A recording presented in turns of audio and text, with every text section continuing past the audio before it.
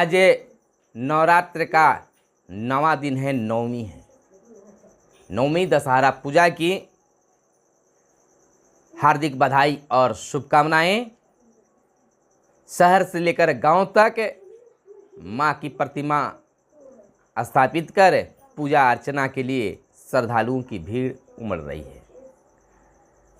राजधानी पटना में भी भव्य पूजा पंडाल बनाए गए हैं और अष्टमी के दिन ही बिहार के मुख्यमंत्री नीतीश कुमार ने मां के दरबार में पहुंच सुबह की समृद्धि के लिए महागौरी की आरती। बिहार के नियोजित शिक्षकों के 15% वेतन वृद्धि का मिलेगा सौगात, होगा तबादला। 2 गज की दूरी घटने से 25% घटा टीके का असर। कच्ची दरगाह बिदुपुर पुल का काम जून 2023 तक होगा पूरा।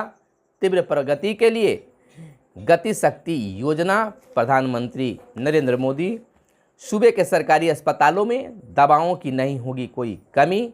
सबसे पहले औद्योगिक क्षेत्र, फिर शहरों को मिलेगी बिजली। राज्य की सुख शांति समृद्धि को सीएम ने की पूजा अर्चना। सड़क दुर्घटना में दोषी वाहन चालकों का लाइसेंस होगा रद्द। चावल खरीद के कठोर प्रावधान, खराब क्वालिटी का भुगतान नहीं। ऑफलाइन लगान 31 मार्च तक कर सकेंगे आप जमा। बिहार को मिले 8 कंपनी अर्धसैनिक बल।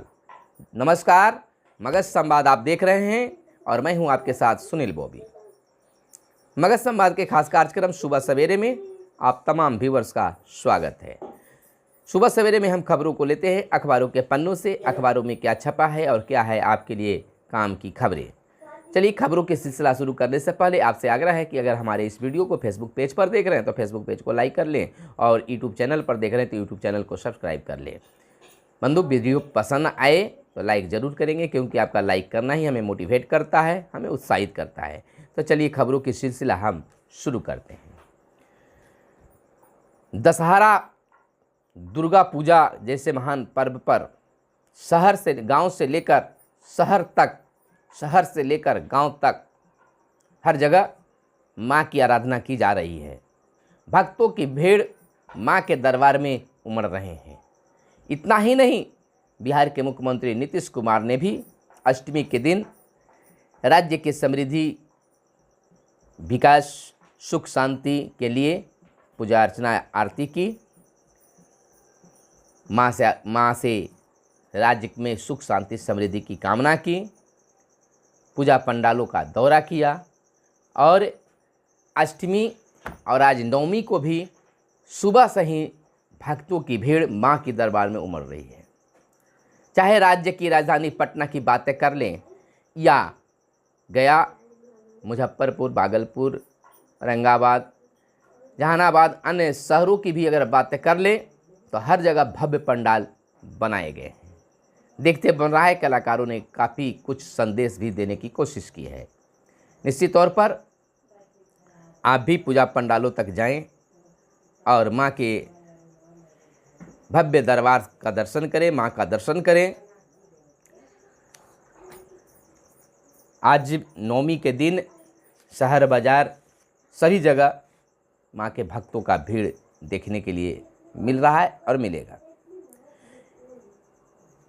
इधर सीबीएसई टर्म 1 परीक्षा 15 नवंबर से शुरू होगी। 10वीं 12वीं 15 से 23 नवंबर तक स्किल विषय की परीक्षा लेने की घोषणा की गई है। 24 नवंबर से 10 व 12वीं के 10वीं और 12वीं के मुख्य विषयों की परीक्षा शुरू करने की बातें सीबीएसई के द्वारा की गई है। सीबीएसई ने 10वीं और 12वीं 2022 के टर्म 1 की तिथि जारी कर दी है। यह परीक्षा 15 नवंबर से शुरू होगी। दिसंबर तक चलने वाली इस परीक्षा में पहले स्किल विषय की परीक्षा 15 से 23 नवंबर तक लेने की बातें की गई है। इधर कच्ची दरगाह बिदुपुर पुल का काम जून 2023 तक पूरा करने का ऐलान किया गया है और पथ निर्माण मंत्री नितिन नवीन ने निर्माण कार्य का जायजा लिया है। कहा है निर्माण की प्रगति की समीक्षा नियमित अंतराल पर की जाए। इधर 2 गज की दूरी घटने से 25% घटा टीके का असर। दिल्ली से खबर निकल कर आ रही है। सामाजिक दूरी यानी 2 गज की दूरी घटने से डेल्टा वेरिएंट के मामले बढ़ने और मास्क न लगाने से टीके का असर 25% घट गया है। न्यूयॉर्क के स्वास्थ्य विभाग ने एक नए अध्ययन में यह दावा किया है, यानी 25% इसका जो असर है 2 गज की दूरी घटने से 25% घटा, टीका का असर घटा है और वायरस का असर बढ़ा है। तो निश्चित तौर पर 2 गज की दूरी इस पूजा के अवसर पर बनाएं, ऐसे भी नियमित जीवन में भी बनाएं और मास्क बाहर निकलने पर जरूर लगाएं।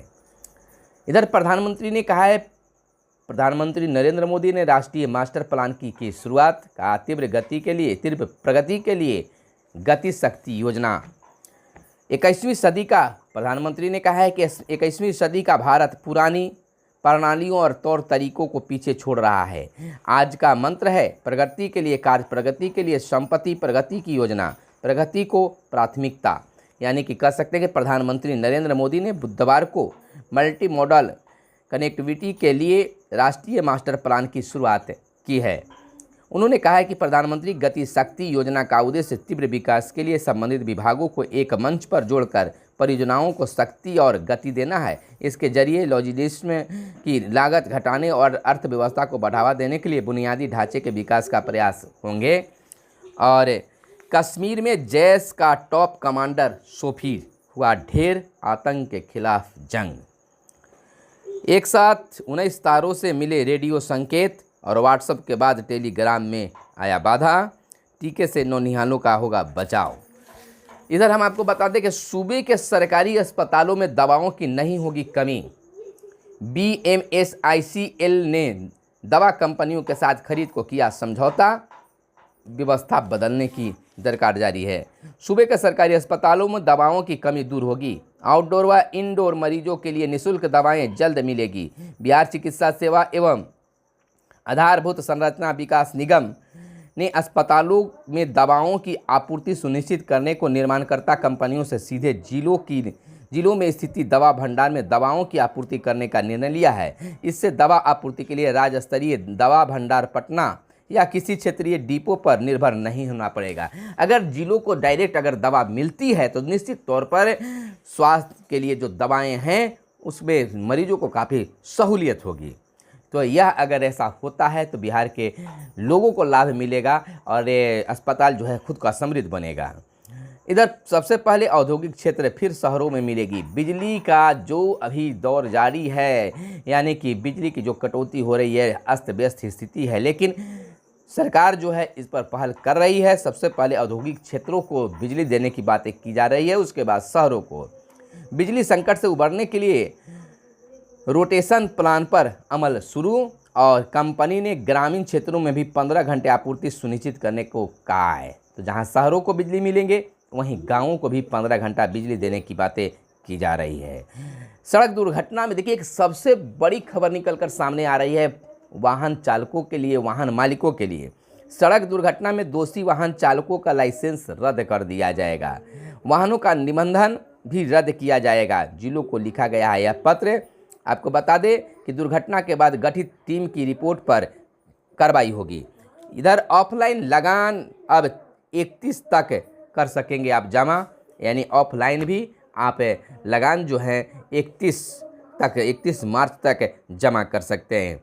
देखिए किसानों के लिए चावल खरीद के कठोर प्रावधान, खराब क्वालिटी पर भुगतान नहीं होगा। अगर चावल की खरीद के कठोर प्रावधान हैं तो खराब क्वालिटी पर भुगतान भी नहीं किया जाए, यानी कि चावल खरीद पर कठोर कार्रवाई करने की बात, यानी कि प्रावधान बनाया गया है कि चावल की अगर क्वालिटी खराब रहेगी तो भुगतान नहीं होगा। 1940 रुपये हैं समर्थन मूल्य और 17% तक नमी कार्य स्वीकार और 15 लाख टन करनी है खरीद। 3 चरणों में शुरू होगा यह अभियान। और इधर बिहार में उपचुनाव को लेकर सरगर्मी काफ़ी तेज है। सभी दल अपने अपने राग आलाप रहे हैं। बिहार को मिले 8 कंपनी अर्धसैनिक बल, यानी कि उपचुनाव कराने के लिए बिहार को 8 कंपनी का अर्धसैनिक बल मिला है। 8 कंपनी अर्धसैनिक बल मिले हैं कि ताकि शांतिपूर्ण और निष्पक्ष चुनाव हो सके। तो यह थी आज की ताज़ा और बड़ी खबरें। लेकिन उससे पहले बता दें कि पंचायत चुनाव में काफ़ी कुछ बदलाव की अब आगे की बात की जा रही है, यानी कि जो चौथे चरण का चुनाव होगा उसमें काफ़ी कुछ अलग दिखने के लिए मिलेगा। यानी कि कह सकते हैं बायोमेट्रिक को सुदृढ़ करने की भी बातें निर्वाचन आयोग के द्वारा किया जा रहा है। इधर पंचायत चुनाव में OCR तकनीक से होगी अब मतगणना। पंचायत चुनाव को लेकर मतगणना में ऑप्टिकल कैरेक्टर रिकॉग्निशन से OCR तकनीक का इस्तेमाल किया जाएगा। मतगणना प्रक्रिया में इसका इस्तेमाल वार्ड पद के लिए किया गया था और उसे 100% सही पाया गया है। अब राज्य निर्वाचन आयोग ने इसकी बृहद तैयारी करने को निर्देश जारी किया है। 17 अक्टूबर को वेब कास्टिंग संबंधित सभी कैमरों को परिचालन की जांच, लोड टेस्ट आदि का कार्य किया जाना है। बताया गया है कि ग्राम पंचायत सदस्य पद के लिए EVM से प्राप्त हो रहे आंकड़ों की मतगणना OCR तकनीक द्वारा की गई है। औरंगाबाद की अगर बात करें तो औरंगाबाद के DM सह जिला निर्वाचन पदाधिकारी द्वारा अनुभव के आधार पर मतगणना प्रक्रिया की OCR तकनीक से गणना के दौरान अपेक्षित कार्रवाई को लेकर मानक संचालक प्रक्रिया तैयार करने की थी। तो इस नई तकनीक से अब अलग व्यवस्था की जा रही है, यानी कि चौथे चरण से काफ़ी कुछ बदला सा नज़र आएगा। ऐसे भी मतदाताओं को काफ़ी अलग अनुभव हो रहे हैं। हालांकि जितना अनुमान लगाया जा रहा था कि मतदान का जो प्रतिशत रहेगा काफ़ी कम रहेगा, लेकिन वैसा कुछ हुआ नहीं। मतदान जितना पढ़ते थे उतना पढ़ रहे हैं। इधर बिहार के नियोजित शिक्षकों को नए वर्ष का सौगात मिल सकता है 15% वेतन वृद्धि के रूप में और तबादला के रूप में। लेकिन यह मामला यह भी लटका हुआ है कि 15% वेतन वृद्धि को लेकर जुलाई महीने में ही शिक्षा विभाग के द्वारा वित्त विभाग में फाइल को भेजा गया है, लेकिन अब तक वो वित्त विभाग से फाइल वापस नहीं आया है। लेकिन उम्मीद जताई जा रही है कि नवंबर से दिसंबर के बीच फाइल वापस आ जाएंगे और उसके बाद में जिला को भी निर्देशित शिक्षा विभाग करेगी और शिक्षकों को वेतन निर्धारण का प्रक्रिया शुरू कराएगी। और नए वर्ष जनवरी से भी ऑनलाइन आवेदन लेकर नियोजित शिक्षकों का तबादला का भी प्रोसेस किया जाएगा। तो फिर दीजिए इजाज़त, मिलते हैं अगले वीडियो में। धन्यवाद। जय हिंद, जय भारत, वंदे मातरम।